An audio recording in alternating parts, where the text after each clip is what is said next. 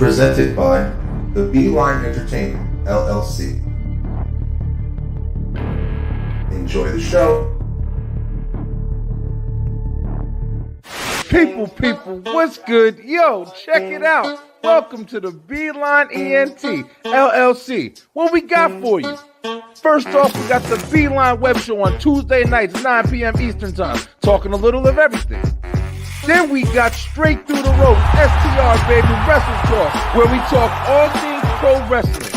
Next up, we got the Show Off Show, that's right, the Beeline ENT Entertainment. And then on Sunday nights, we going live on the line with that group panel discussion. Check us out. Follow us on Facebook, Instagram, TikTok, you name it. Head on over to YouTube and subscribe.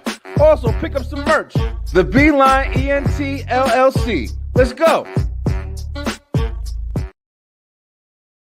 Hey, you out there. If you want energy like this,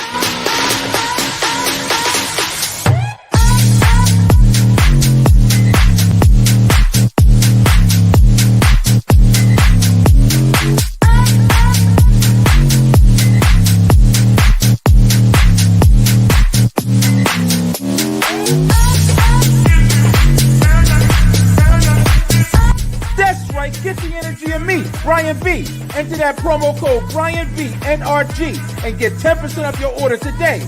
Get more W, get more power.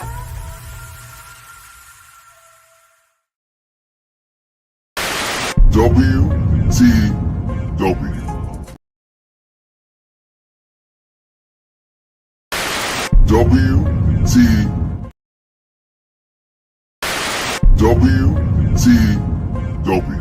Wrestletalk Wednesdays. That's right, it's your boy Brian B from the Beeline Entertainment LLC, followed by the American prodigy Warren Marlowe from the Buzz with Marlowe podcast, and you know your boy Trey on Wheels from the 1130 podcast, talking that wrestling. Yeah, be there and make sure you check in at 5 o'clock p.m. Eastern time, and right after that for WTW, we got the STR Nation, baby. Brian B, Lay, Slim Jefferson, we talking wrestling. Join us 9 p.m. Eastern time right after commission talks on WTW. Make sure that you like, follow, subscribe, buy the merch, check out the website. Do it all.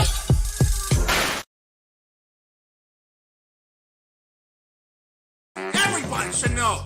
Check it out. Your boy Brian B is trying to go live on TikTok, baby. Follow the Beeline ENT. Head on over to my channel. We got a lot of content. I'm doing a lot of stuff, and I'm going to be doing a lot more. Check us out. Follow us, the Beeline ENT LLC. I'll see you there.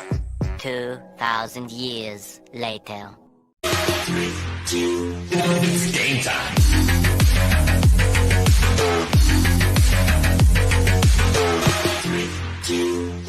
Game time.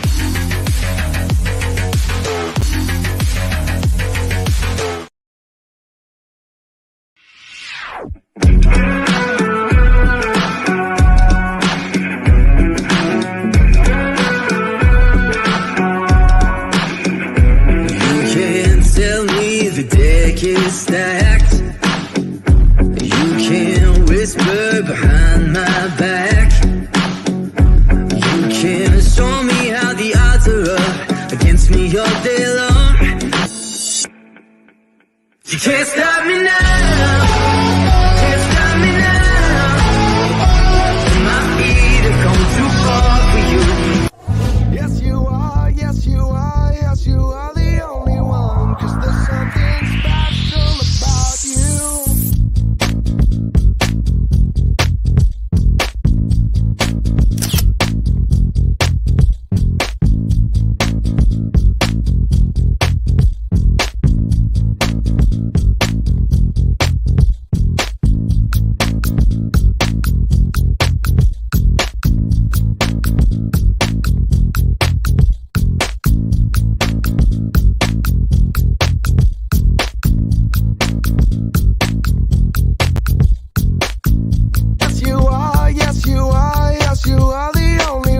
'Cause there's something special about you.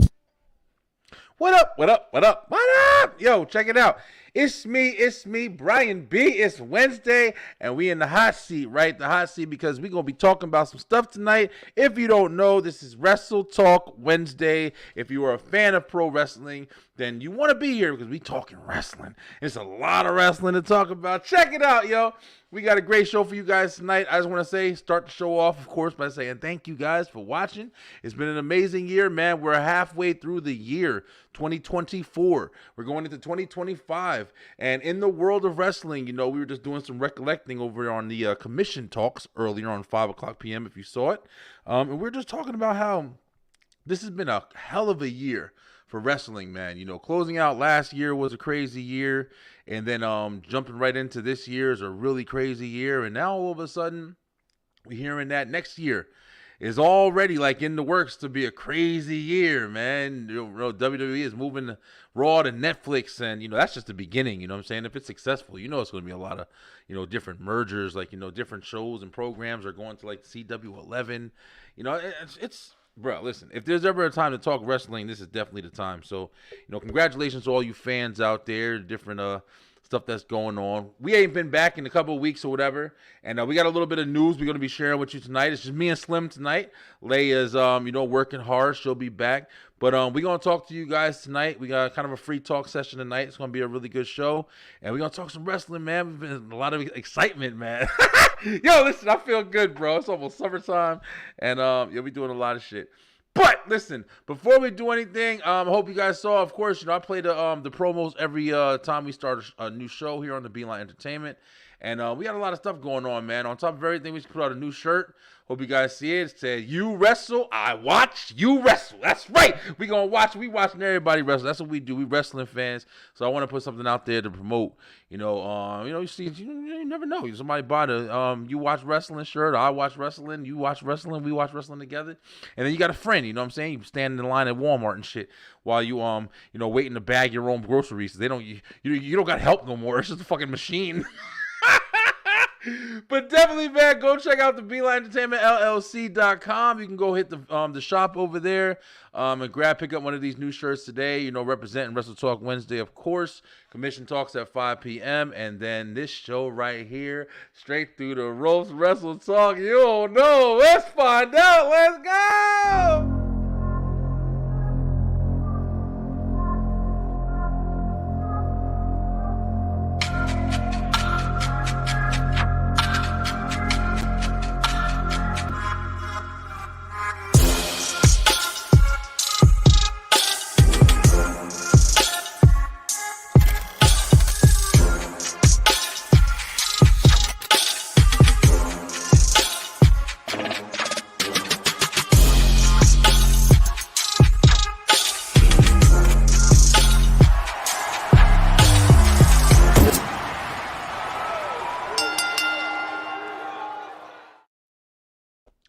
What up? Slim! What's good, bro? What's up, man? What's up, Yo. bro? How you? Doing all right, bro. Hey, listen, your camera's shining hard as hell over there. Looks good, bro. You got something new? Freaking brand new phones. We got good quality now. I'm telling you right now, it shows hard for real. I was like, damn, it's a brand new fucking person over there. What's good, man? Doing big things over here, man. Yo. I can Bret barely Hart hear you, shirt. B. Oh, you can't hear me. Uh-oh, let me see. I can what's barely going hear on you. with that. You barely hear me? All right, I don't know. That's not a good sign or whatever. Let me see if it's something. Try to refresh yours too, because it might be. I'm not sure if it's your sound, but let me see what's going on. We got new equipment. Let me come back and see if I can hear you. Hold on. All right, cool. Yeah, definitely let me know. Hey, JC, I know you're watching, bro. Can you hear me? Okay, let me know how the sound is happening. I don't know. Shit been going on lately. You never know what's going on in this podcast world. That goes JC there. What up, JC? All right, let's go. Ready for some STR straight through the roast, bro. I feel you, man. I can hear you. I can hear both fine. Okay. Might want to check your volume or grab a better headset. Okay, yeah, okay. I can fill in for Leia if you want me. JC, stay trying to jump in here. All right, how's that? You better? Sound better? Yeah, I can hear you now, bro. I'm good. Okay, cool. We good. All right, yo, Slim, what's good, man? Listen, glad to have you on. Wednesday, man. We back at it. Wrestle Talk Wednesday, filling in the last time slot, that 9 o'clock. What's going on, man? You had a good day? Oh yeah, man. Been good. I wish Lay was here because I'm rocking the best hater in all of wrestling tonight. Brett Montavious Hart, the one man in the world who might hate Goldberg more than me. Just talking about his ass. I've been good, man. Shout out to anybody who's followed me here from my TikTok adventures so far. Yeah. Been blowing up a little bit, trying to get STR out there. We gonna talk about that. Had some wild topics so far, kind of random. Just speaking my mind, but STR Slim here. This is where the STR comes from in my name, man. If it wasn't for this guy right here, I wouldn't be doing none of this. This is my partner in crime right here, man. Yeah. I appreciate you, brother. Like, I mean, literally, like, you and like me and Lay said in our chat, man. You literally motivated me. Like, I'm over here, I got my pad out and stuff like that. Like, I got ideas and stuff that I want to do, top fives and stuff like that. Slim recently joined STR. Slim recently joined TikTok, and he's been killing it with the videos, man. A lot of great content. If you're a wrestling fan, definitely go follow STR_Slim. Definitely spreading the word. Just like Slim just said, that's actually going to be one of the topics we talk about opening up here tonight. I want to, basically jump on it early because STR has been rocking, man. We've been rocking, going hard since what's fucking January, maybe even last year. I don't even remember when it's been. We're 6 months into the year, going into July now. So, everybody got to take a break, man. Everybody got to take a little bit of a break. We got to fall back a little bit. I didn't even really realize that we've been going this hard, man. Wednesday after Wednesday after Wednesday. But, I wanted to announce that this is going to be our second to last episode until we take a little bit of a break. Kind of end the season, really. I don't really do seasons. But it's going to be kind of like a season finale we're going to do next week. It's going to recap pretty much everything that we've done. We're going to have old clips of the show. We're going to see different guests that we've talked to and kind of just relive, where we came from and where we're going. And Slim just introduced that idea as well as with TikTok. TikTok is going to be huge. We're all trying to go live on there. Slim, so how you liking it? I definitely understand that you're there and you're killing the content. But how are you liking it? You enjoying making the videos and shit? I love it, man. I've had a couple of dumb trolls on the post and everything, it comes with the territory. I love it, man. The TikTok wrestling community is big, and really? Just I just been just ideas that's in my head, and I just go on little rants, and I did a Chad Gable post, and that shit did 3,000 views. Not trying to toot my own horn or anything, but I mean, it's just you just got to be creative with it. I ain't gonna lie, I probably held off on getting a TikTok for the longest time because I didn't know, not trying to be funny, I didn't know if they were going to ban it here in the US or whatever. You always hear those rumors and everything. So I was like, what's the point?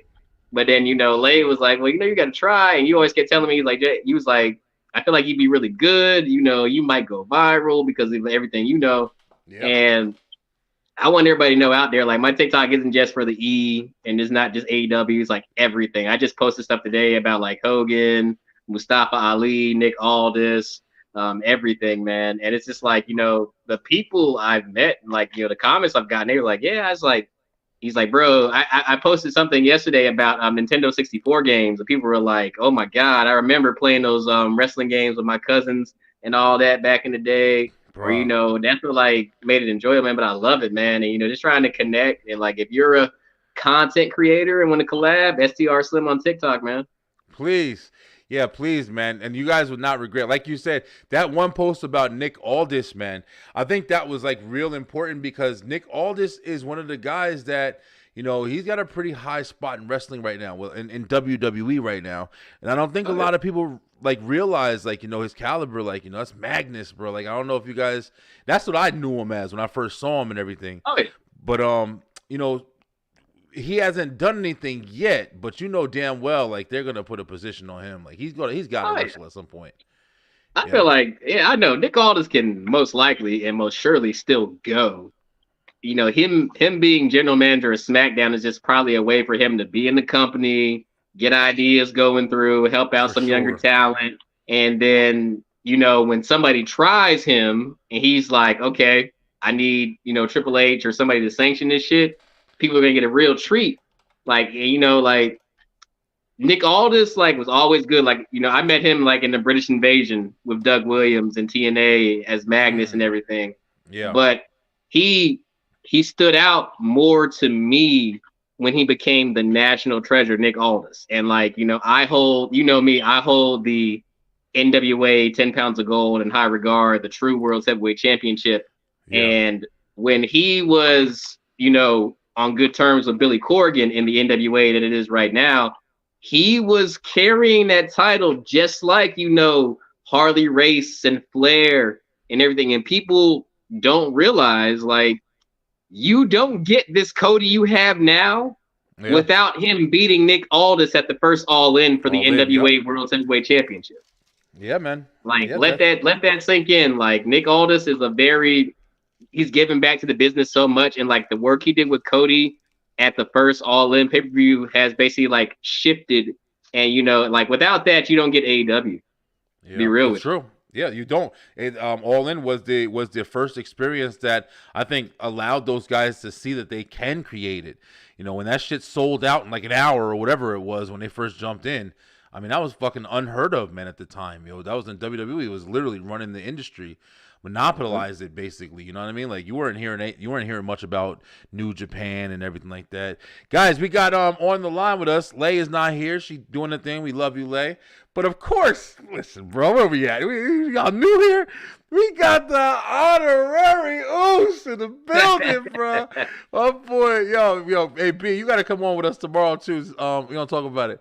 We got your boy Brandon Janelle from the Brandon Janelle Shop. What up, B? What up, y'all? How y'all feeling, man? Doing all right, bro. Yeah, I saw you. I saw you in the comments. I'm like, wait a minute, where you at? You better get your ass in here. You a part of this now. B, yeah, we glad to have you, bro. Hey, I wanted to say, first off, if you missed it, like, we are going to be taking a break after next week. We're going to kind of have like the finale show, and we're going to be talking about everything we've done so far with the years and stuff like that. I mean, we ain't going for long. JC, I saw you asked how long we're going to be gone. Literally like a month, bro. We're gonna be coming back, for of course SummerSlam. We can't miss SummerSlam. Oh yeah. But yeah, and we'll still be in TikTok. Just that's what we're saying. Like, Slim's got TikTok. We're gonna be working on those videos. We're trying to work on other areas. Slim killing on TikTok. Slim killing it on TikTok. Appreciate it, man. Appreciate it. I seen you repost a couple of my things. Appreciate it. Oh yeah, yeah. I try to share, man. I know how hard it is to try to get some growth doing this shit, man. So I try my best to share. Brandon does. Brandon he shares every fucking thing. Like, it's appreciated because you know how hard it is in this industry to try to just get your stuff seen and put yourself out there. You got good content. It's not like we're boring. You know what I mean? There's just so much shit out there. But guys, man, I'm trying to come up with think pieces. Yeah, I know. It's not that it's hard to come up with shit. It's just like it's hard to just continuously do it. You know what I mean? Like, that's where I find the challenge. I think for our particular subject, it's kind of like, we can all talk about the same thing, but if we all talking about, if we're all talking about John Cena, what's the difference between 6 videos about John Cena that's going to make somebody, stand out? You know what I mean? For real. So, like, it's just really, like, it's really your creative ability to talk about, like, that trying to be funny. My little Chad Gable thing related to the Wyatt Six was, like, probably 1 of 100, but just because I was being funny and put some screaming in the background, that got people's attention. There you go. Yeah, and adding that extra personality and shit. Yo, listen, don't be jumping the gun. Let's Slim on famous on TikTok and shit. Now you're gonna jump the gun and talk about one of the most fucking biggest things that just happened in wrestling recently. I'm actually glad you're here because I wanted to talk. It's definitely one of the main topics we're gonna talk about tonight. And guys, we're not gonna go too long because I know sometimes we have like 2-hour shows. We're gonna keep it simple tonight. We're gonna have a nice big show next week. B, if you're free next week, definitely jump on with me and Lay and Slim, do our little closeout show for a little bit. But yo, listen, I know you were saying like you weren't like a fan of like the Wyatt shit or whatever, and we had the barcodes for a while. But yo, listen, nobody can deny that Monday Night Raw close was fucking crazy good. What? That was incredible, bro. Yo, they scared my kids, bro. My kids fucking left when they saw Nikki Cross when she was crawling on that. Yo, I almost left. I was like, what the fuck is going on? Just crawling through the smoke. I was like, nah, I'm good. You ain't Finn Balor. You just some Texas Chainsaw Massacre looking motherfucker. Like, I'm out. I'm straight. Right? Like that. I ain't gonna lie. That shit made a tear come to my eye because that literally felt, even though he wasn't there, it literally felt like Bray's presence was there from start to finish. Like that was the most exciting 5 minutes I've ever seen in wrestling and for a long time. Nikki crawling like she just came out the ring, friggin' Rambling Rabbit done caught some bodies backstage. Mercy the Buzzard done laid everybody out like in Triple H and Braun Strowman and Gunther. Huskus the pig back there done took Chad Gable's soul up to the upper room. And Uncle Howdy just back there laughing at it all. Like, for real, bro. That was amazing. And like just the way they did it in reverse, coming from the front, going to the back, and then coming back out, and everybody coming in, and then that final shot of them all together was like poetry and effing motion. Whoever did that, y'all did that. Yeah. The production was phenomenal. Now, B, now that you've seen it and we've talked about it, because I'm not gonna lie to you, like I just said, even on commission, like I was bored with the what's it called, codes. I was watching people make the videos, but I wasn't chasing them down. But once I finally saw the payoff, like I knew this shit was gonna be good, bro. I know this is like my kind of content, so it's like it's hard for me. I'm kind of biased. But now that you've seen it, like how do you feel about it? You kind of excited about it? You want to see where it's going? I don't know what the fuck you do with it. Isn't that the thing though? Like, what do we do with that? Because it's like, you don't go from that to like beating up Chad Gable. Like that shit don't make sense. Like that's a good point. That's a good point. But it's you know like, what? What do you do? See, this is what I think. I not to cut you off, bro, because that's a good ass point. But I wanted to say, I felt the same way because we can't do the same shit they did with the Fiend. You can't do that shit. The Fiend was phenomenal at the beginning. He was untouchable. The whole "you can't keep me down" shit is needed. You have to have that kind of character establishment. But if you gonna go ahead and just fucking put them in random matches, these guys need to be wreaking havoc, yo. And that's about it. And here's the thing: what this too is like. Are they strictly on Raw? Because they were doing barcodes on SmackDown too. It wasn't like it was just a Raw exclusive thing. They got rumors that they might show up on SmackDown tomorrow night too. Please do. And I'm cool with that because it's like please do. That type of shit you can't have on one exclusive brand. You gotta use that. Like that's you're right. Omen. I ain't gonna lie like, to if you. they come through, you know immediately. Oh shit. Yep, exactly. You know you're watching too. Get the fuck, like, give a shit. Yep. Get the fuck out of here. They need to give them the Shield treatment. Let them fuck everybody up on site. Let them do that. Like you don't do a build this long and go down a literal rabbit hole for a mystery for this epic of a debut and they just not wreak havoc. Like they should have everybody scared. Like even Jay said he ain't want no smoke. Even Big Bronson Reed said, "I'm glad I wasn't back there." Like, I'm to the point. I'm to the point with this. If you can do it, if you can physically do it, I wouldn't have them fight until WrestleMania. If you can do it, nah, fuck that's too long, bro. I can't wait. I feel you. Okay, good. Because if you're gonna be doing that shit, you don't want to jump them into some bullshit ass feud like, and I know true. This, but like LA Knight, like you don't want to do that shit again. No, like you're right. Good on it. I don't need to see that. Shit. You gotta have a star that, like, Brian Breaker. You gotta, it's gotta be somebody that is just dominating shit to the point where you like. Don't. Bro, I don't think that they need to fight people, yo. Yeah, I don't think they need to establish themselves, yo. But but people gonna be screaming when they gonna get in the ring.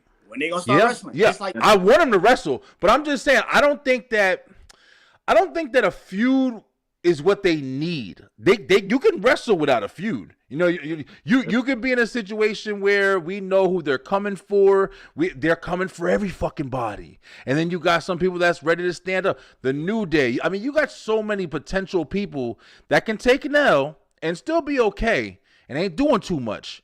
You got fucking Chad Gable in them if he does get the what's it called but see, that's what they run into. Because you said the New Day. New Day, I love the New Day, but they're not big enough for this shit. You can't get them. You can't put them in the. You can't have them fight the fucking New Day. Nobody give a shit. If beat New Day. You gotta. But we just wanted to see them.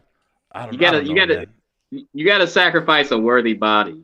You do for this. Like, you gotta. That's why I like Brian Breaker. Like he's on the rise. Ilya Dragunov. Somebody like you gotta give them somebody that can like hold their own enough to the point where they still can get destroyed. And also play the character too, because the character is also going to be big.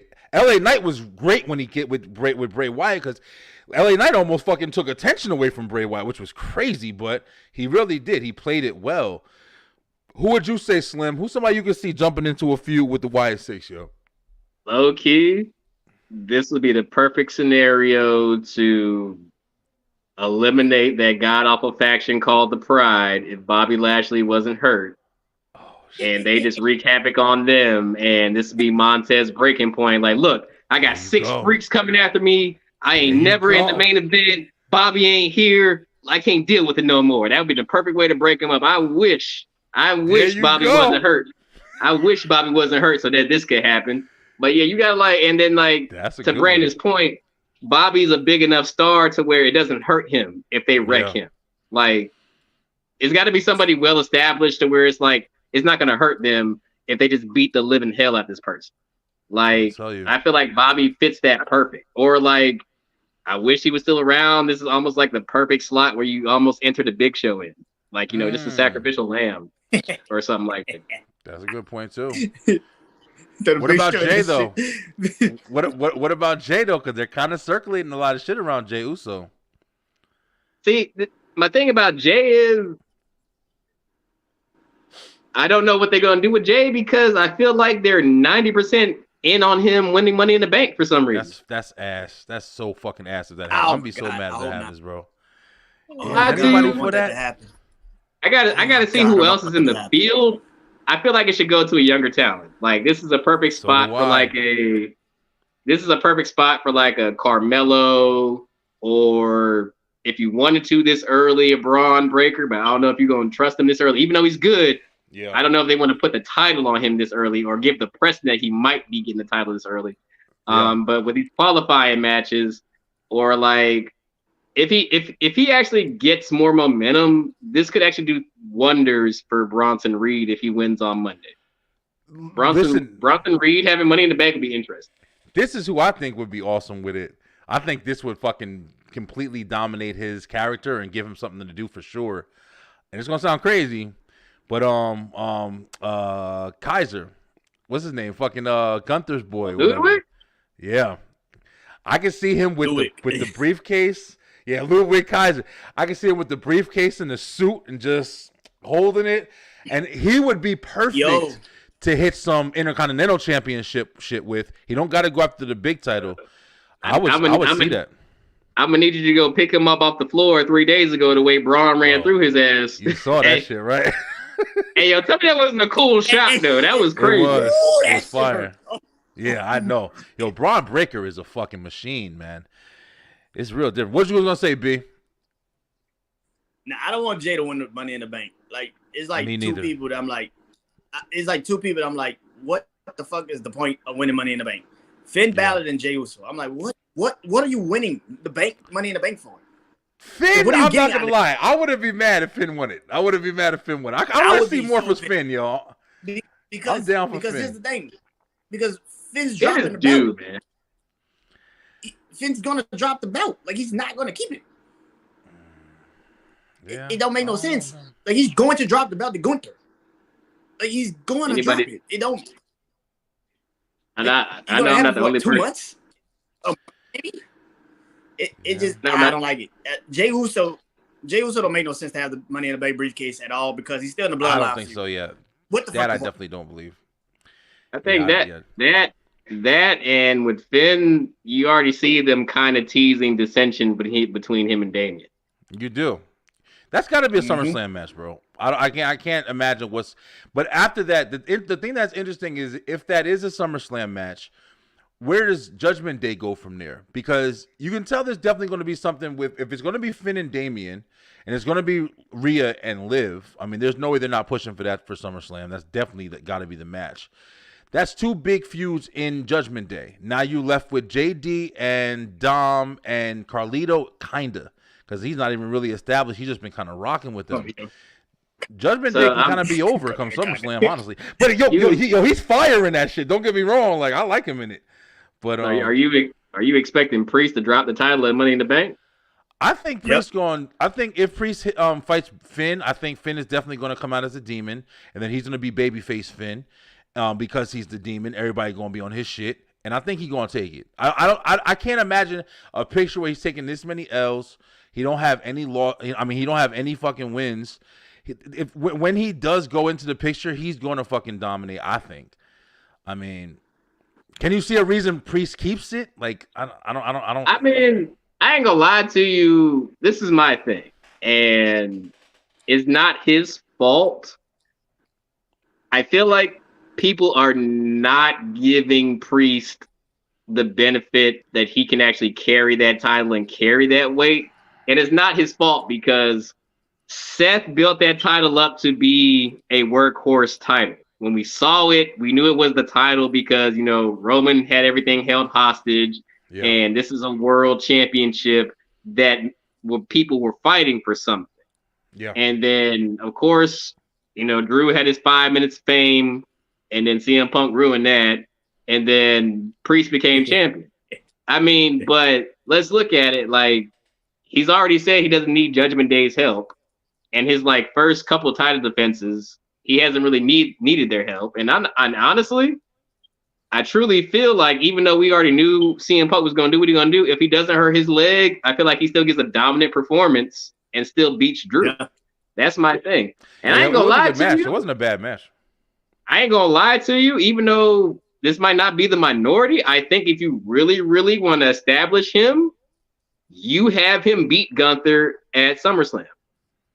Because my thing is, though, he's only had it. Once we get past Money in the Bank, he only have had that title for 4 months.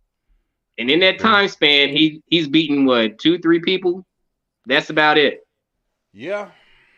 And, even though my thing is, though, Gunther spot is solidified. No matter what he does, he is solidified. Yeah. He's next. I ain't going to lie to you. I thought they would have been pushing for Ilya versus Gunther at SummerSlam for a banger of a match, but I get it. Save that for a rainy day because that's going to be a classic. But I feel like if you have Priest go over Gunther to establish him as a clear, serious threat, and then afterwards, I don't know what the next major pay-per-view after SummerSlam is with Survivor Series, but the next important one, I guess. Yeah, Bash in Berlin. You could have Gunther get back to that picture and win in his home country. That's the thing. That's what's gonna happen. I mean, that's probably what they're waiting for. Fuck WWE right now. Y'all bringing up good points real quick. Yeah, what did you say? At SummerSlam, I never had Gunther winning this. I mean, that's a good place. But you think what the fuck are they gonna do with him for that whole time? Like, you would have to give him a good feud that don't involve belts. You have to keep him busy. I mean. Because they've been keeping him off screen recently. I think it's because they know that there's other stories around the one thing he should be hitting. He won King of the Ring. He's obviously dominant. You have to put him in something where you've beaten somebody. You can't do the IC championship. I mean, honestly, I really don't know how to look at it because I think there's a lot of stories going on around Gunther, but he's like he doesn't need a story. That's his shit. He's dominant. He's good in the ring. His ability is in the ring is his story. So it's like anybody trying to tell long-term booking or anything like that, it's gonna be difficult to fill him in. You got to do something with Damian and Finn. I mean, you've been teasing the shit out of it for a while. Like everything's kind of held up. I think that's why I think Seth came back Monday because I think they can't. What a great return! Damian and Finn. And then they can't keep prolonging it. They need to get the belt off of Damian because that rivalry is for not the belt. And that's what people keep thinking the damn title belt needs to be in every rivalry. It does not need to be in every fucking rivalry. Some rivalries are just pass a belt. For sure. CM Punk and Drew McIntyre. CM Punk and Drew McIntyre. Let's pass a belt. We don't need that belt. We don't need a belt. Let them fight. Let's get this shit over and done with. Yeah, Rock and roll about that. Rock and roll. That don't need a belt. No. Let's get this shit over with. Let's get it popping. Some rivalries are past belts. It's just past belts. Yeah.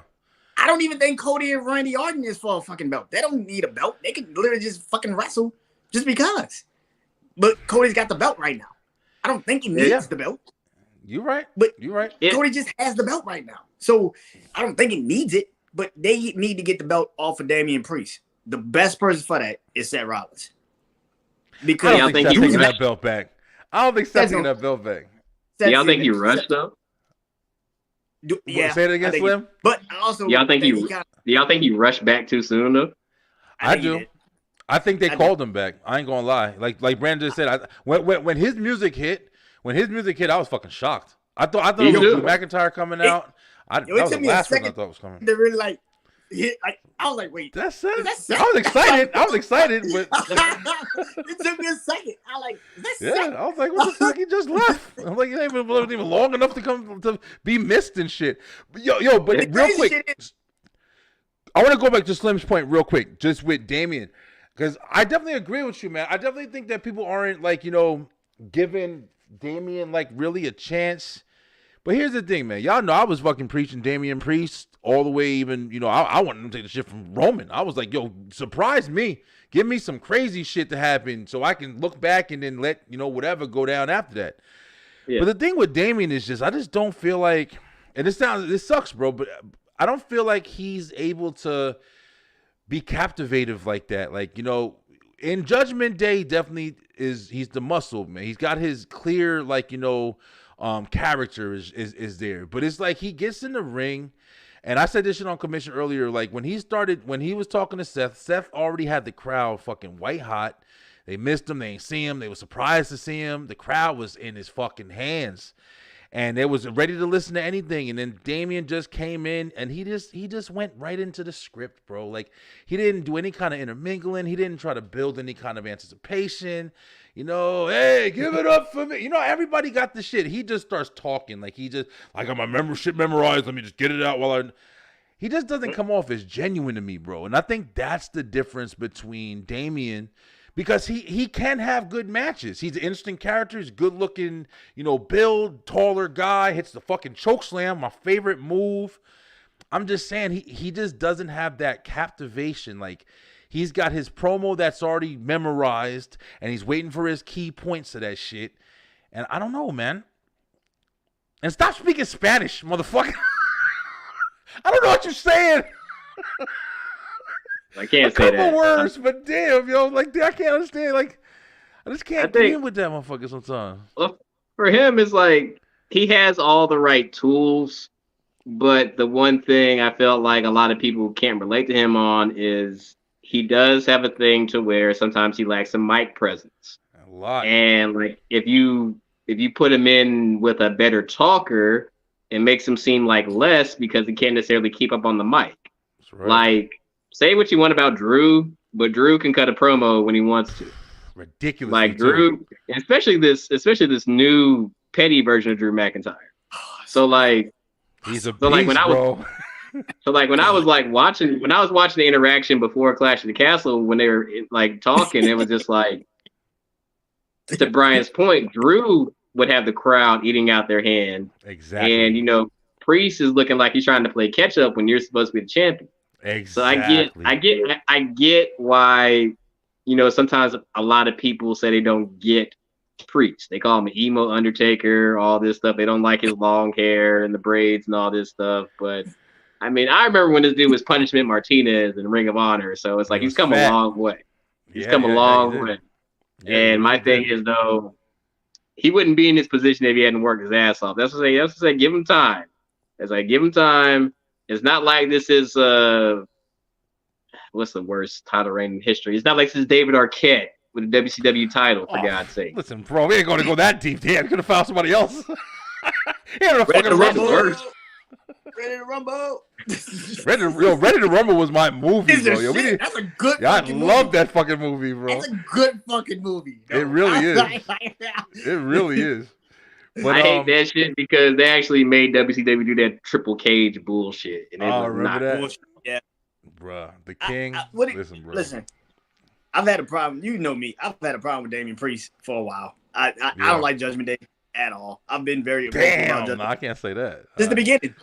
I've never liked Judgment Day. I've never liked it. Even when Edge started the shit, I was like, what is this? Yeah. I didn't like it because it then when they took Edge out, that we don't have a leader shit. It was the dumbest shit you've done with that group. It was stupid because you need a fucking leader. Every faction need a leader, especially in WWE. You need a talker. You need somebody that's gonna say something. See, the working thing about the bloodline that works is Paul Heyman. Roman ain't gotta talk all fucking day. He just come out and say, acknowledge me and get a mic to Paul and shut the fuck up for the rest of the segment. Like, we don't need him to talk. When you sit there Roman and say, got a lot better, though. I'll tell you that shit. Roman, super fucking better. His promos is be fire now. But it's like, but that's the thing about Judgment Day is like, I hated the fact that you sitting there saying you don't need a leader. It's like, no, you need a leader. So when Real became kind of like the de facto leader, it made sense. Yeah, it's like, yeah, that makes sense. But people forget, Damian was the first fucking member of Judgment Day. He's the first person to ever enter Judgment Day. Yeah. And he still don't feel like he is Judgment Day. That shit is wild. That's because Dominic and Rhea dominated that shit, bro. Finn Balor was an afterthought, and Damian Priest was just the muscle. That was it. Even JD McDonough brought a little bit more, like, kind of, just like, him being like the outcast outsider, like, oh, all right, finally, motherfucker, you in, whatever, like little henchman kind of. Dom and Rhea got white hot at the right time. At the right time. Almost instantaneously, she's dominating the women's division. The whole thing of Rey Mysterio, Ben put him over as a heel. You put those two together, of course they're gonna shine. Oh yeah, for sure. Yeah, and the thing with the situation with Judgment Day where they fall is that you don't feel like they're the top group. They don't feel like it. They don't not this much this year, but last year, bro. I can't agree with that, man. Because Judgment Day has been dominant, bro, for the better part of a year at least. Okay, here's the thing. Do you feel like the bloodline needed Judgment Day or Judgment Day needed the bloodline? Well, the bloodline had everything going for him. But I'll be honest with you, the mix with Judgment Day, it definitely helped. Because at some point, you got to remember with the bloodline too, the bloodline had a lot of factors that kept it flowing good. Sami Zayn was probably one of the best fucking things that ever happened to the bloodline. Yep. It mixed in so much feeling, besides just it gave them a whole reason to go to war with each other. You know what I'm saying? It gave you a different kind of, side of Roman even. I say this shit to this day. There was one part with Sami Zayn where when they was doing the whole Uzi shit, motherfuckers was cheering for the bloodline, bro. They weren't in heels like everybody trying to make you remember. Yeah. And that's the thing about Judgment Day. I mean, Judgment Day don't feel that way. It don't feel. They did for a minute, bro. No, they did was because when everybody started cheering for Rhea, there it is. And they were blowing up. Who? For Rhea. Who? Who's not there right now? And who's not right? Who's not there? Yeah. So what the fuck does the Judgment Day feel like? Yeah, it's missing Rhea. You're definitely right about that. They missed their leader. They're missing their leader. And it Rhea feels was like a leader Priest, for sure. Listen, as long as Damian Priest is champion, he's got credibility. I think people are delusional as shit. If you didn't watch him in NXT, go crazy and do what he did in NXT. The way he performed in NXT, you out there. Like, the man can wrestle. Now talking, I don't want to hear him on the microphone. I'm gonna be honest with you. He's better than what I thought he would be. But to cut a promo, you got to be the champion of a brand, and you are getting destroyed on promos like that. Shit, man. That's bad, man. Or outshined at least. Like, you're being outshined. For sure. Like, it's like I don't know what more they can do with Damian Priest as champion. That's why I feel like they need to get the belt off him. That's true right there. I definitely agree with that. Because it's like you give it to Finn. Finn's not gonna hold that title for too long. He's gonna drop it tomorrow. Yeah. Like he's not gonna keep it.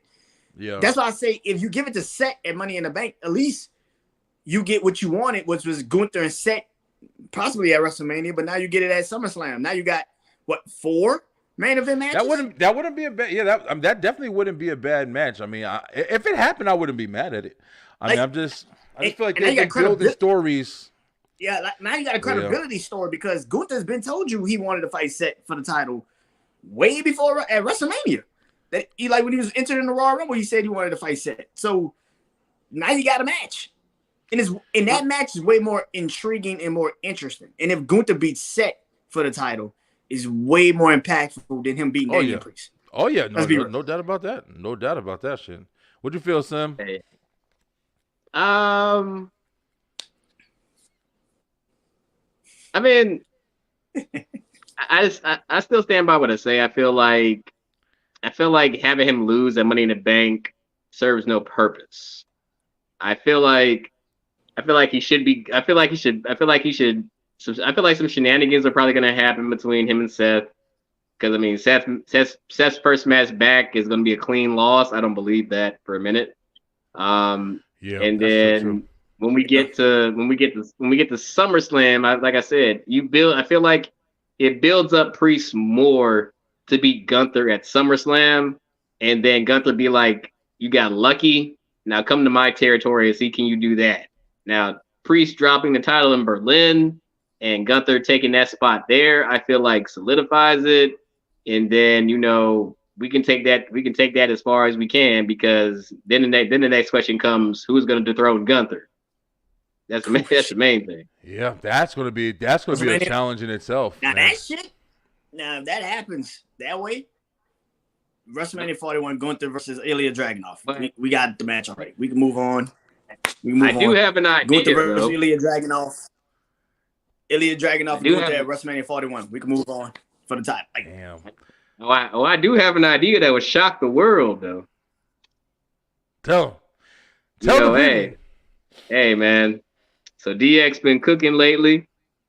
We had Wyatt 6 at the end of Raw. We had a Seth return.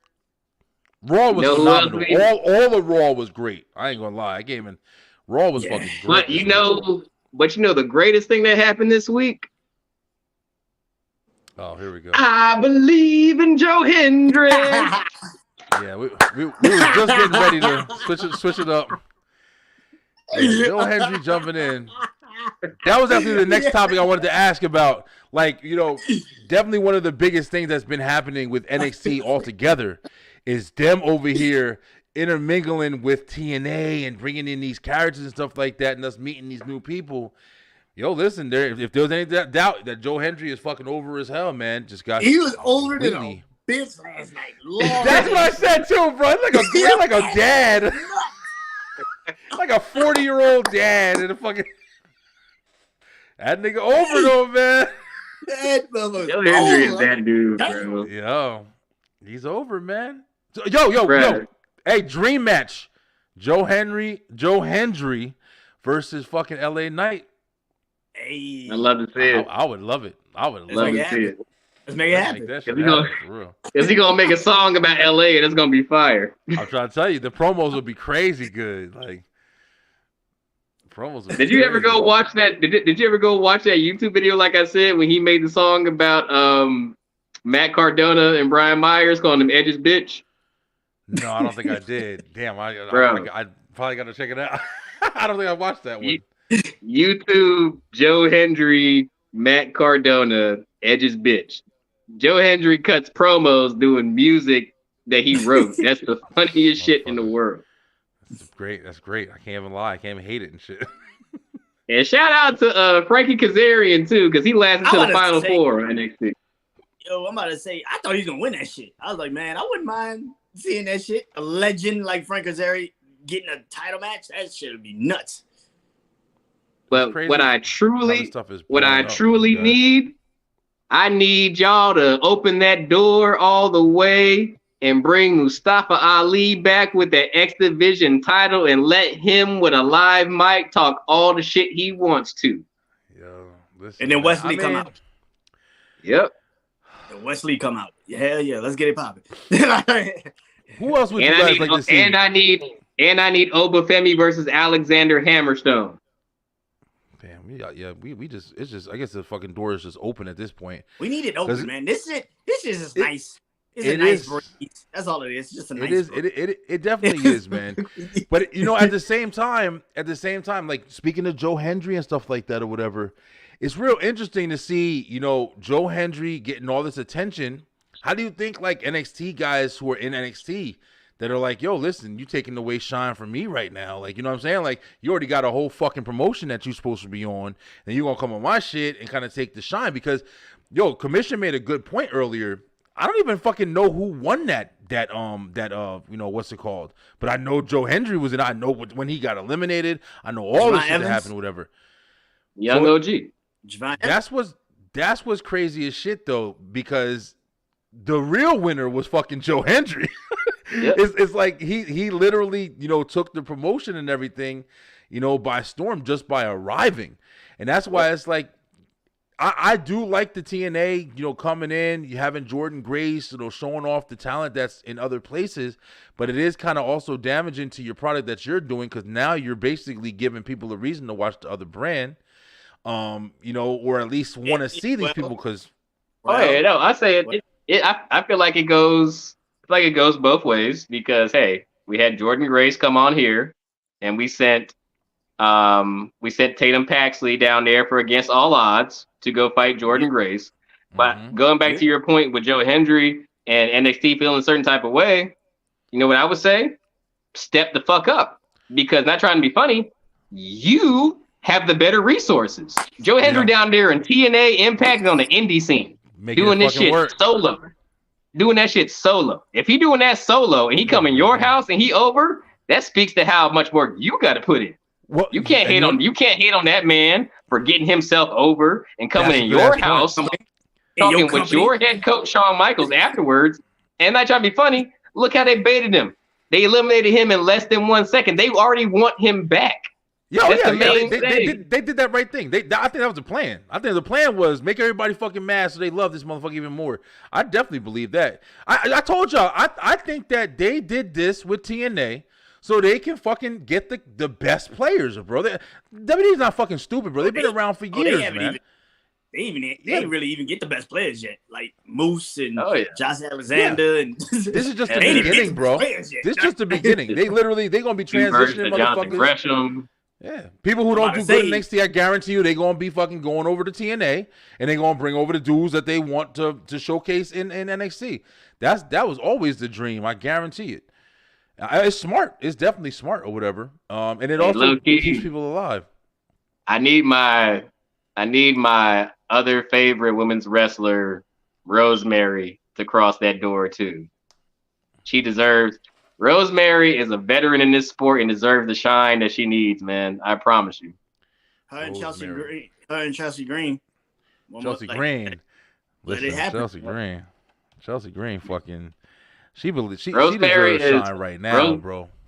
Rosemary was partially in that controversy with Sexy Star when she took liberties with her down in Mexico and Rosemary literally wanted to fuck her up. I'm looking her up right now because I don't know who the fuck that is. But I don't know, man. Oh, okay. All right, now that I'm seeing her, everybody got face paint now. Let's see. All right, so this is Rosemary, y'all. This is who Slim is talking about. She used to she used to be in a faction with Abyss. Back in the day. Yeah, well, her main faction is called Decay. But she mainly be tagging with a girl named Jessica Havoc now. Jessica Havoc, I've heard of.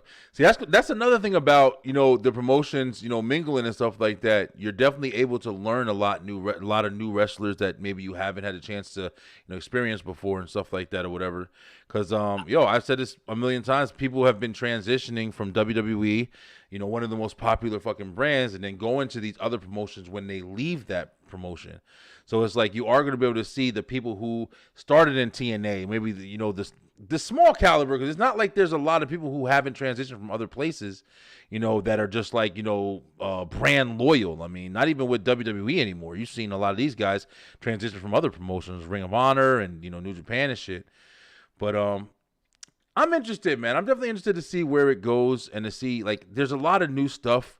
I really want to start seeing character building become more of a thing, because people like Joe Hendry, the Wyatt Six, like, these people are really starting to show you there's a lot of talent that hasn't really even been, looked at. Look at who's in the YS6. This has also been like a controversial thing that everybody has been talking about.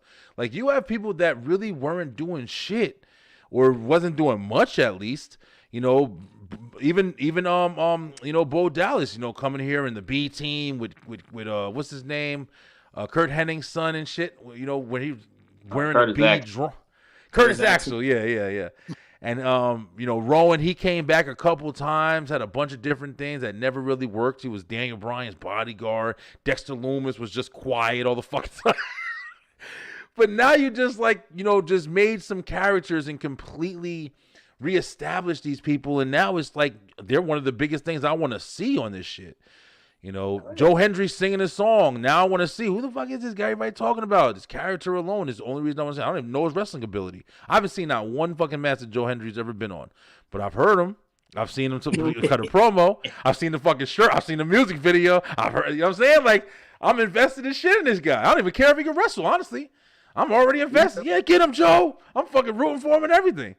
That's the importance of characters, yo. You don't have to be fucking Will Ospreay, bro. And that's what I'm excited about, to see what's happening. And you'll still be able to see a good match 9 times out of 10. You know what I'm saying? It's not like these motherfuckers don't have no talent. They're still phenomenal. So, yeah, interesting times, man.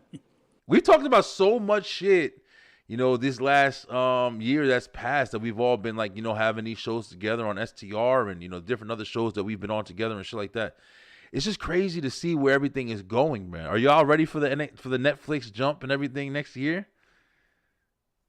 I am, man, because I feel like it'll give them more creative freedom. Yeah. And not be strapped down to like network shit, because you can pretty much do whatever you want in the Netflix realm.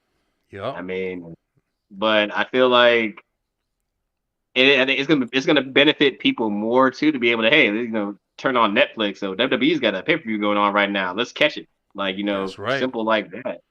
I can't wait, because I think it's gonna like open up so many doors. And I, for one, if you're gonna like go deep in it, like, put the library on there too. Like, I agree. Everything. I think everything should be on there. I think that them putting SmackDown on Sci-Fi or whatever they're doing, I feel like everything should. If you have the one door, I guess this is probably like the test run. But if you have the one door, take everything. I would love just to be able to watch Netflix and just watch Raw, SmackDown, NXT, all in one place, just and streaming at that. You know what I'm saying? I'll cut my fucking cable service off. I mainly have it for just wrestling.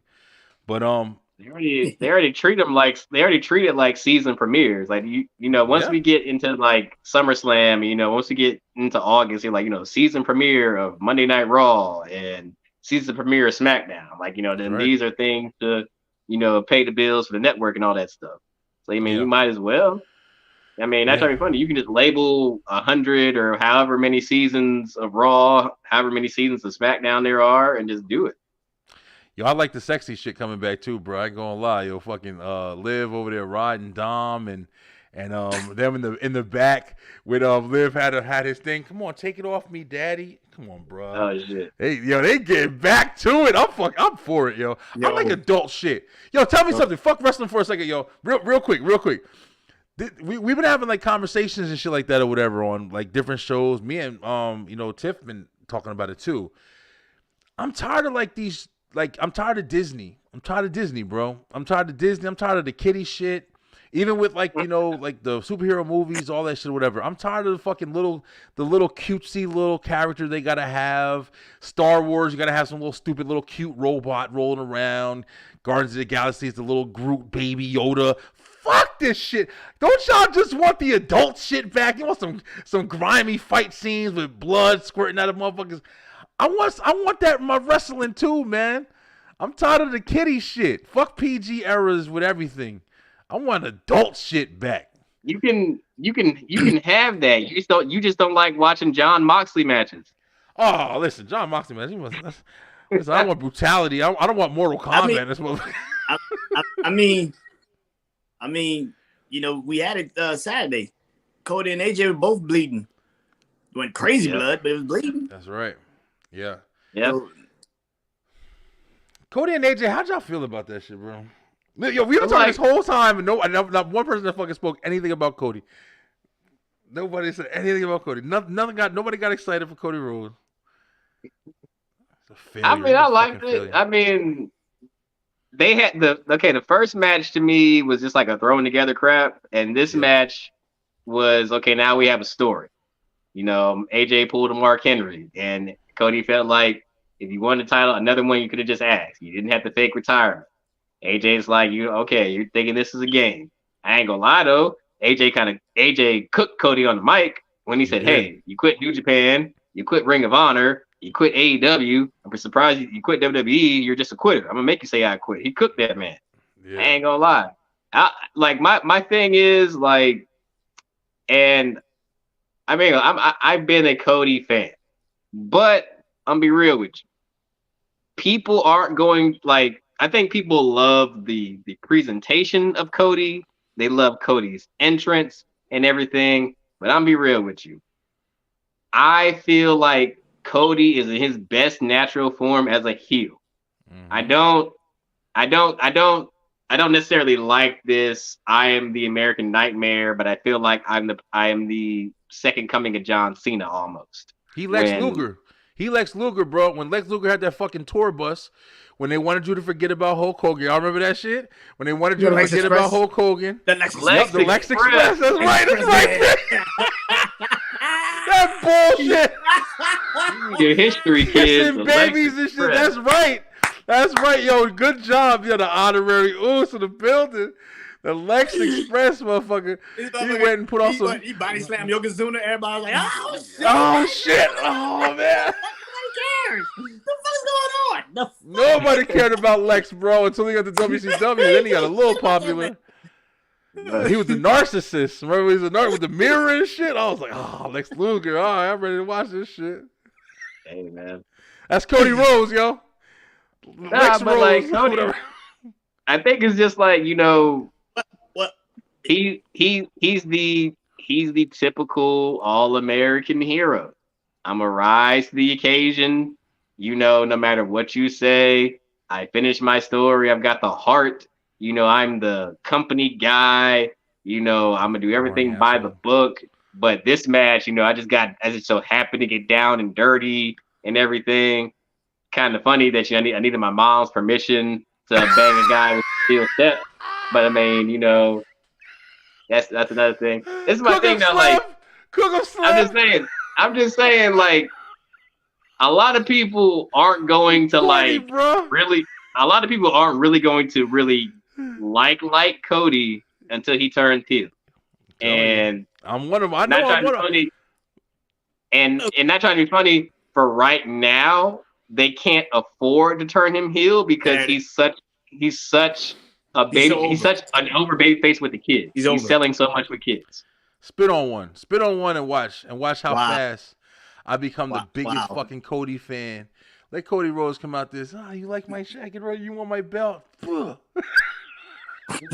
the fuck? Walk to the ring. That's beyond adult. That's assault, brother. That's assault. Hey, you a wrestler fan? You better. I'm just saying. I just think like Yo, Slim made a great point, bro. It really is. It's just he's the red, white, and blue. Fucking, you know, like I said, I'm tired of the kiddie shit, man. I'm just over it. I think in this era that we're in, I don't really think nobody's really complaining about him that much like we think. Yeah, because he's boring. Because he is over. He is over. Like, I think he's over as hell. He's over. He's over as hell. He's over. And I think that's where I get it. It's not like he don't go in the ring and put on bullshit matches. Like, the matches are good. Like, the man can fucking wrestle. So it's like, I get it. We keep waiting for him to turn into, I guess, John Cena. I don't think he is John Cena, though. Yeah, I definitely don't think. I don't look at Cody and say John Cena. I don't think he even anybody's waiting for him to become John Cena. I just think with Cody, I think Cody is he's the book. He's the book, like Slim just said, bro. Not to cut you off, but I'm just saying, like, he is. If you look up good guy in the fucking dictionary, it would be a picture of this nigga in there with his outfit on and shit. But at the same time, it's like there's not really whoa in the dictionary. with whoa and the fireworks and all that shit. It'd be pyro in the book. but you say that like it's a bad thing, right? But it's just like, I guess for people like me who I like the edge, man. I like the edge. You know what I'm saying? Not Adam Copeland. I like the fucking what it is. But attitude, I also feel like, and this is what I feel. This is why I felt like they needed to draft Cody to fucking Raw. Because I wish he was gonna be on Netflix. Because he gonna let loose on Netflix. He would let loose on Netflix. Oh yeah. Like I hope, man. Like he would let loose on Netflix. And the fact that he can't be on, that's why I was like so pissed when they were like, "Oh, the champions are protected." Why? I don't know. I kind of thought that AJ Styles I Quit match, it got better a little bit as it was going. AJ Styles showed out. Cody was all right. Well, that started slow. I will always say that. It definitely started slow. Yeah. And especially for an I Quit match. And I'm used to I Quit matches being like fucking I can't brutal. Really say it started slow. Because they started fighting in the crowd like 15 minutes into the damn match. They were like fighting already in the crowd. But they didn't do anything though. They were just walking through the crowd. What did you want them to do? They're in the crowd. Like, what do you want them to do? Have you I Quit matches? Yo, fucking. I'm thinking I Quit matches. I'm thinking of. Yo, they literally went to gorilla position and started fighting. Like, what do you want them to do? While we're near the subject of Clash at the Castle, were we shocked that Isla Dawn and Alba Fire won that tag match? Yeah. Oh, we didn't talk about Jade Gargan. Oh shit. Yeah, I was shocked that I was more shocked that Jade and Bianca lost it as early as they did. Because yeah, I just didn't. I thought that they were kind of gearing up that story for them. Well, but I ain't gonna lie to you. They owe this to Alba and Isla, because I think, if I'm not mistaken, they one of them got hurt or something like that, and they stripped them. And this is like before this whole, I think it was that, I think they were the beneficiary of that Naomi and Sasha Banks controversy initially. And then one of them got hurt and they got stripped, and they've always been teasing them to like get back, but I think they didn't know what to do for a long time with those tag titles. Yeah, but it's not, they fucked up a long time ago because they came up with the NXT tag team titles, the women's tag team titles at NXT. That's what it was. And they lost. They lost to Ronda, Shayna. Yeah. And they didn't have titles anymore. That's what the fuck they've been. They've been fucked over a long time ago. They didn't get rid of them tag team titles. Can we finally get to this point? I don't mind them, man. It does give them the ability to do something, but it's just I don't know. They don't have the women. I like what they're doing at NXT. Like, I think it's cool you have a women's mid card title. Now, I've been saying that. I think that works. I think that works. Like, something to say, hey, maybe you're not ready for the main strap yet because Roxanne's holding that shit down perfectly. Right. But like, they have way too many talent down there for no to be competing for nothing, because everybody can't go for the main title. And I mean, if you're gonna model it, after the men's, look how many people that title catapulted. Yep. Like, the North America, yeah.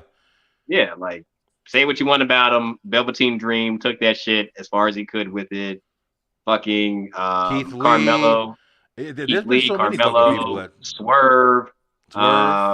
Adam Cole, the first one. That's right. Amazing. Ricochet. Yeah, there's been so many, but that's definitely a good ass point, Slim, because it's to be real, it's the IC championship. Like, it's exactly what the IC championship is kind of becoming again, but the IC championship now is basically just for the mid card instead of you went and grabbed it.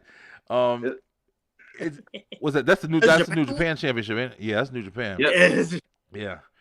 You know, the IC championship now is basically just for the mid card, just like the US title is now just for. Before we used to elevate motherfuckers.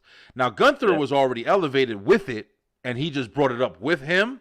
But Sami Zayn, he's mid card. Sami Zayn ain't going from IC championship to fucking heavyweight championship. That's where he lives. I'm not trying to hate on him either. I'm sorry. There's a bunch of people like that. Bronson Reed, he ain't going to. I can't see him elevating, bro. I can see Bronson Reed. If you give Bronson Reed a manager, he elevates because he's got the skill set to do that. Yeah, he's a good wrestler. He's a good ass wrestler. Certain people, I don't know. I think what we get to the point of is when we talk about certain people, if they just didn't need to talk and they could just wrestle, we would be so much happier. I don't think that though, because I feel what you're saying when you say that, but it's like you have to talk. You have to. But fucking that's talk. what I'm saying. Like I know people don't want to get managers again, but shit, fuck it. Hey, bro, you need a manager. Yeah, managers made it fun. But you gotta play devil's advocate because look at somebody like Omos. You got a manager like MVP that can talk, but you're that big, but not trying to be mean. You're not that exciting in the ring to see. Yeah, God unfortunately. Oh my God, he suck. Oh my! It sucks because like but he's a spectacle, man. You put that motherfucker in the ring in a match, and you instantly want to watch it. But see, the moment Triple H took over, Omos been in catering the whole time. Sitting in 4 seats. Been in catering the entire time. Triple H no, like bro, like nah, man. Vince was obsessed with because he likes him tight. But let's be real.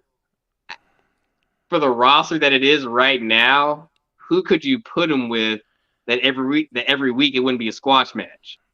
I would say Obafemi. I want to see Obafemi and Omos. I've been saying that. I would love to see that match. Obafemi, two black Nigerians, bro. I low-key want to see Braun Breaker versus Obafemi. I want to see Braun Breaker and I want to see Braun Breaker. Braun going to the moon, bro. I'm telling y'all right now. Braun Breaker he ain't about. I think they're gonna do the little push like they're doing right now. Got him fucking with Sheamus. Got him fucking with a couple of people. They introducing him to the IC championship now, which is very smart. But Braun Breaker's gonna be. He going to the fucking moon, man. You want to know something? Here's gonna be some unpopular shit said by Brian B.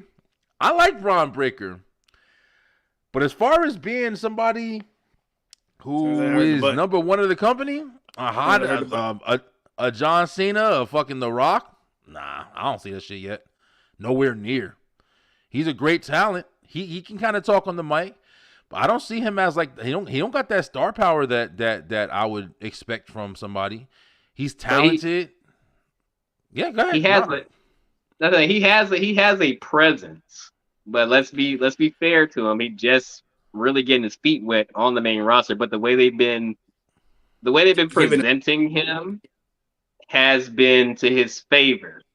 Now, when you're not getting spotlighted in the middle of the show every week, and you can carry into the main event or open the show, then we got something to talk about. But I think for right now, out of where he's at right now, out of the people he called up, he's got the most potential. Because definitely got potential. Yeah, you're right. I've never seen somebody. There's been intense people in wrestling, but just like this bottled up intensity he has, he's like if you ever played football, he's like that linebacker on your team that's just like hype as shit, and it's just like you don't understand it, but you love it. He's an adrenaline fuel motherfucker. Like, there's no doubt about it. Like you just said, like, you know, I've never. It's 0 to 1,000,000, like in a drop of a dime. Like, he definitely is somebody that's impressive, man.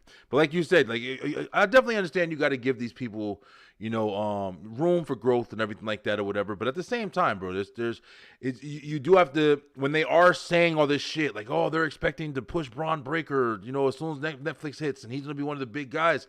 That's 6 months away. There's a lot of progression you got to make in 6 months. You know what I'm saying? And not for nothing, especially if you are the guys who don't got that motherfucking star power that's just immediate, like LA Knight, like Montez Ford, like, you know, Chris Jericho. These are guys that even even when they're not in the highlight fucking status, you hear them, you see them, you look at them, and you're like, yo, that's a motherfucking listener. What is it with this guy? You know, it's not his music, it's just his presence, his persona as soon as he picks up the fucking microphone. And those type of people are the ones that usually take it and skyrocket, man. But at the same time, like, I'm not trying to hate, because I'm interested in Braun Breaker. I think that he's somebody that's definitely going to be interesting to watch. He's got lineage, you know what I'm saying? You know, I still think that Scott Steiner should play something in that shit. Just because you'll see him with him, and Scott Steiner is a reckless motherfucker, and that kind of brings that edge a little bit as well. But I don't know. We'll see. But yeah, guys, it's a lot, man. It's definitely a lot, man. I'm glad we had a chance to come on here and share our opinions about stuff that's been going on recently. It's definitely a lot of wrestling. Too much to watch almost at sometimes. But I even saw on AEW tonight, like, you saw Swerve and Will Ospreay kind of faced off. How y'all feel about that? You feel like Swerve losing that shit? Well, I was gonna save this for the end, but ladies and gentlemen, we do have Forbidden Door coming up next Sunday, I believe, and I'm gonna save this right now. Fuck you, Darby Allin, for being hurt, because yet again you have robbed the world of Hiromu Takahashi, the ticking time bomb, coming to American soil and putting on an effing show.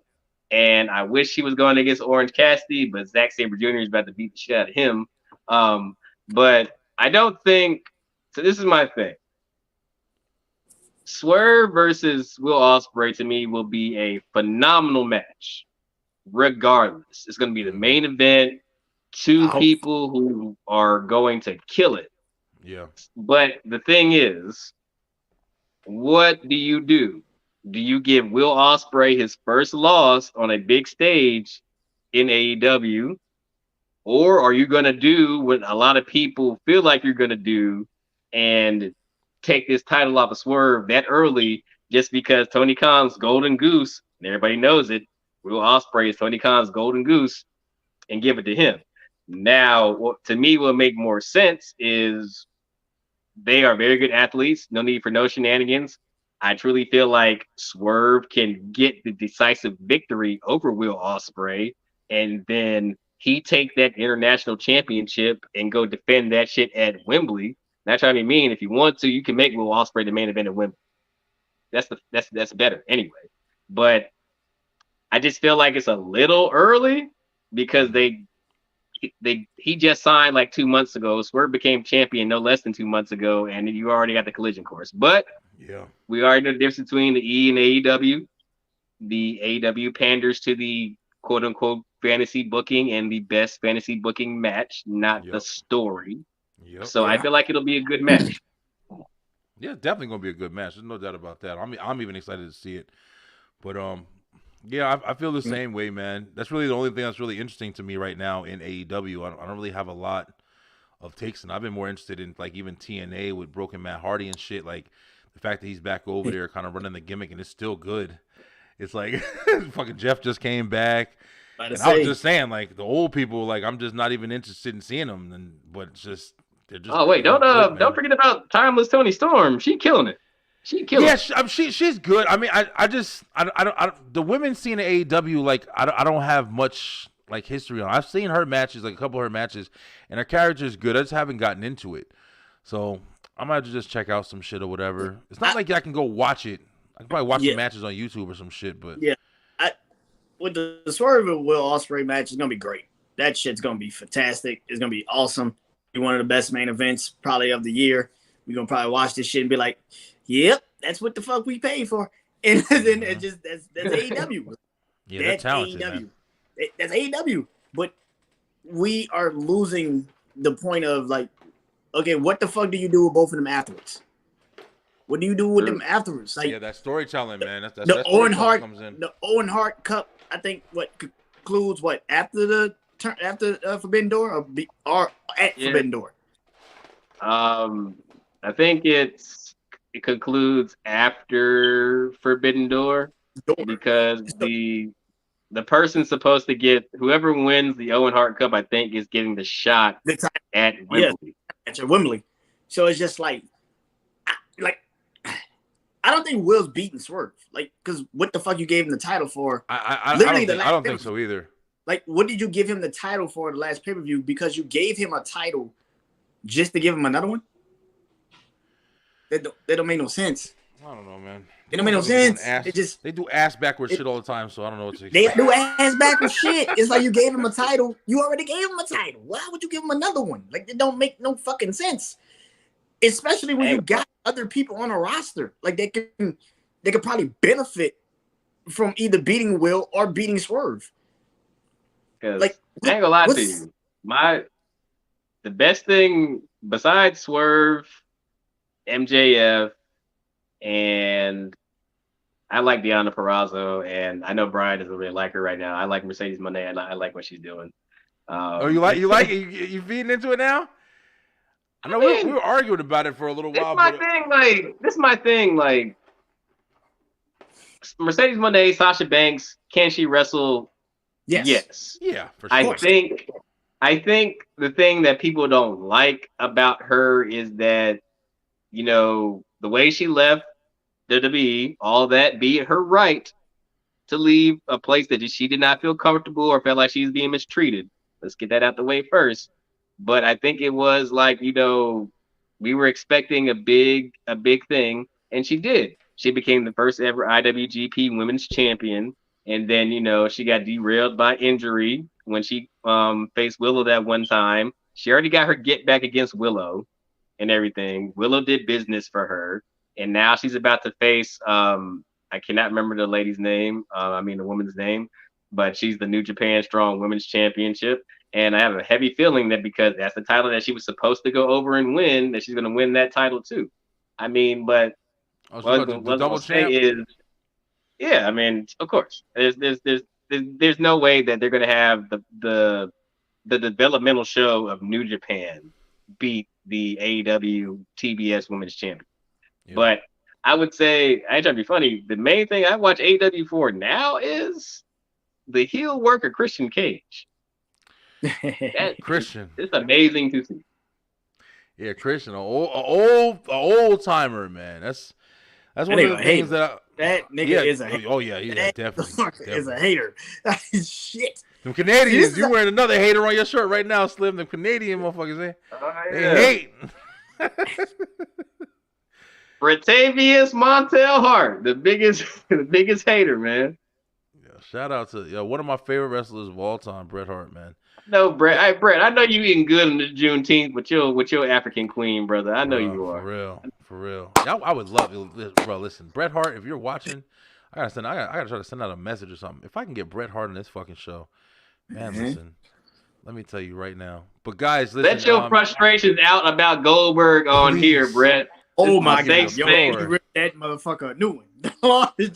I would be asking him so many questions. I'll be like, Brett, do you know I used to play with your toys until the fucking pink glasses were the same color as your skin? Brett, I promise you, the funniest thing right now is the funniest thing right now is the Who Killed WCW documentary, and Bret Hart just saying everybody is an idiot. They're all idiots. Bret Hart talks some shit, yo. He ain't got no pause either. And the funny thing is, everybody blaming everybody except taking ownership for themselves. Yeah, man. Hey, listen, he might be telling the truth. He might be the only one that tells us. I never felt so bad for a human being, but Goldberg, goddamn, bro, like Goldberg, shit, that motherfucker hate you. Goldberg just spoke on it. He just spoke on it recently in the interview. He said, Brett, I love you, Brett. He said, stop being a fucking dickhead or some shit like that or whatever. I mean, let's be honest. How many times can a man truly apologize, bro? Let's be honest. How many times can a man apologize? I swear I've apologized. I apologized so many times to him. I don't know what I'm supposed to do. Yo, Brett is like, this motherfucker ended my career. I was one of the greatest wrestlers of all time, and because of what this guy did, this buffoon kicking me in my fucking head, and he just killing it. He ain't gonna let it go. You stopped me. He stopped that man from creating NWO 2000. He got a reason to hate him, bro. Listen, I'm telling you, I hate him for that a little bit. Yo, that shit is nuts, bro. He forgave Vince's and Sean. This motherfucker ain't never gonna forgive Goldberg. Never forget. He forgave Shawn Michaels. You're right about that. He forgave Fuck the Montreal screw job. He said, Goldberg, you ain't never getting a fucking never. I ain't shaking your hand. We ain't having no final match. I ain't never giving you this. All right, let's get the fuck out of here before Bret Hart really comes on. You fucking talking about me? I'm the best there is. Bret, come on the show, bro. I'll let you do whatever you fucking want. I don't care. You can sit in my seat. But yo, guys, it's awesome. Hey, everybody watching, guys, if you guys have heard earlier, next week is going to be our last show. We're going to have a nice little break. We'll be coming back right around, SummerSlam time. Definitely go follow us on TikTok. We're going to be making videos and shit. Slim killing it over there. And we got a lot of stuff with STR coming. You can definitely go watch every single episode of STR on the Beeline web show or whatever the hell it's called now. What am I? I'm tired, y'all. I'm fucking all over the place. But I mean the Beeline website. It is the Beeline Entertainment LLC.com. We have all the episodes of STR as well as the web show, as well as the entertainment show, Live on the Line, and the what's the other show I got? I got fucking 40 of them. I think that's it. And Commission Talks. We got Commission Talks is also up there. We're gonna have the bios and stuff like that. We're still working on the website, but it is up and running. You guys can check it out if you need anything, especially merch. Definitely pushing the merch hard again. We got some really nice merch. I want you guys to grab a shirt, support the show, and show everybody what you watching because we growing, man. We coming back this August. We're gonna be going full throttle all the way to the end of the year. I do have, I'm happy to say this shit because I'm doing it. I even got clips out of the old one, but we're doing a big Halloween special this year, and I'm actually gonna start it really early because I'm trying to make it more of like a movie kind of production. We had the 3 that we did last time, then we had like a guest show last year. But we're gonna have some kind of like movie production. I don't know if I shared that with you guys yet, but I'm going fucking crazy this year. I want a horror movie. I'm be outside. I'm be filming shit. I got cameras and stuff and lights. The studio has changed. It's gonna be unreal, bro. I'm making some horror shit this year, so get ready for that. The Beeline Halloween special is gonna be crazy this year. Yeah, man. Yo, you guys got anything in closing? Honorary Oos. I love saying that shit. B, you gotta get a fucking honorary Oos shirt, bro. I got to, man. I wish I had my money. I'm gonna go get that, man. I'm gonna go get that Seth Rollins shirt. That shit look fresh. That new Seth Rollins shirt. I'm gonna go get that. That shit is nice. Yeah. So I got Wrestling Life. The episode is out for Clash of the Castle. I think I dropped that yesterday. Awesome. That's out. Yeah. And I got the 2 shows back to back. I'm doing Money in the Bank, July 6th. July 7th will be NXT Heatwave. So I'll be doing both of those shows, and both of those be out around the same time. So, yeah. And, of course, I got my top 10 list, and still I got to do my debate wrestlers. I don't know who I'm going to do. Probably Shawn Michaels and Undertaker. Probably, I don't know. That's probably the first Those one. are awesome. Yeah, those are awesome, bro. I really enjoy those. Yeah. But, yeah. Sure. Slip, Jefferson, what you got, bro? Hey, man. Make sure y'all see it on the screen, STR Slim on TikTok. You know me, I'm putting out various content. About to go deep in on the project on My Hero, The Miz. Not going to be a rant, really going to be a true homage discussion topic on why he has been a catalyst for the business for the last decade. And say what you want, he has. And also, kids. Summertime, and you know what that means. The greatest wrestling tournament on earth is about to begin, the G1. And this year is a surprise because we have Pro Wrestling Noah's Jake Lee in there, as well as Konosuke Takeshita. I feel like this year is a pretty open field. For those of you who don't know, the G1 is a 20-man round robin tournament, with the winner being crowned at the end of the summer, and that person getting an IWGP heavyweight title match. The only difference is the IWGP title can change hands between now and the end of August to when this tournament concludes. So it might be Jon Moxley. If we're going by Forbidden Door, this might be Naito's get back before his retirement. You never know. I feel like Naito was due because Geto does not believe in booking Naito for shit. But G1 should be a good tournament. I think this is a perfect time for Zack Sabre Jr. to finally step into that heavyweight division and show the world what he can do. Also, I also feel like this may be also a launching point for David Finlay. He's kind of been tiptoeing. He's already got the global heavyweight championship, but if you want to be the man in New Japan and cement your legacy with other Bullet Club leaders like AJ, Kenny, and everybody else, you got to get that IWGP title, just like Jay White did, baby. That's right. But it's an open field. I feel like it's really good, and I think that what people have to realize in Japan now, you don't have Okada. Tanahashi is quietly stepping away from the ring. Naito is quietly going to be retiring. Ibushi is gone. And Sanada is down there in AEW living his best life. This new generation of Japanese wrestlers is going to be something to see. Between Shota Umino, Jake Lee, you name it. And I'm going to throw his name in there. Gabe Kidd, depending on how long he stays in Japan, is going to be a major player.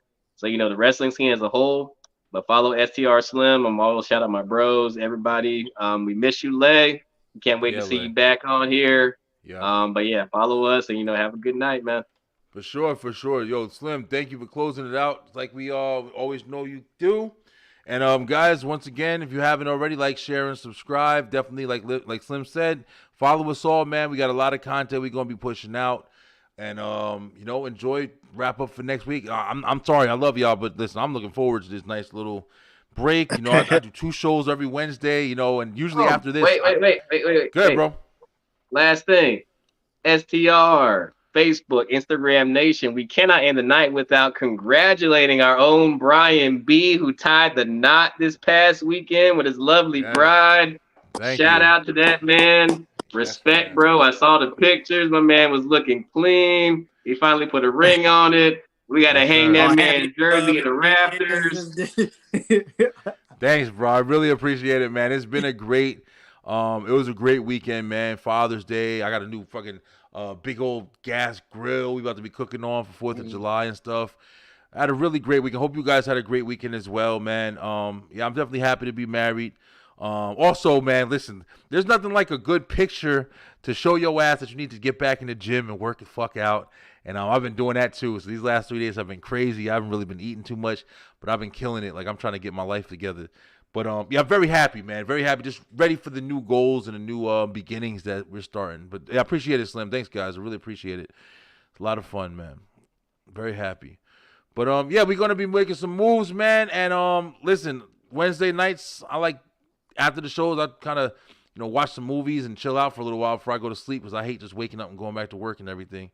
But Wednesday is the busy day, so I am going to enjoy this vacation and chilling out a little bit, getting on TikTok, making some easy videos for you guys to watch and still be down with the wrestling. We will. I'm pretty sure Slim will as well.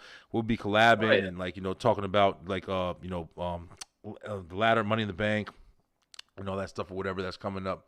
So, listen, until next time, guys, stay true, stay positive, pay attention, wipe your ass, whatever else you got to do. I'm fucking tired tonight. Me and Tim about to go play Fortnite, yo. So, guys, I hope you guys have a great night, great weekend, and I'll see you next week. Peace. Peace.